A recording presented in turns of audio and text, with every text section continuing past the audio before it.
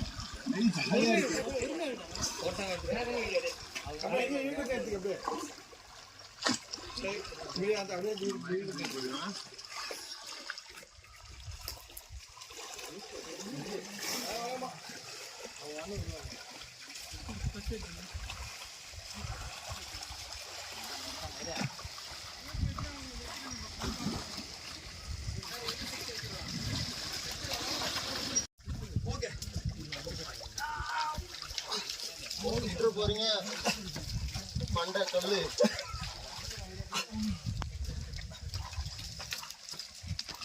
ஒரு வெயிட் ரொம்ப அதிகமா இருக்கு.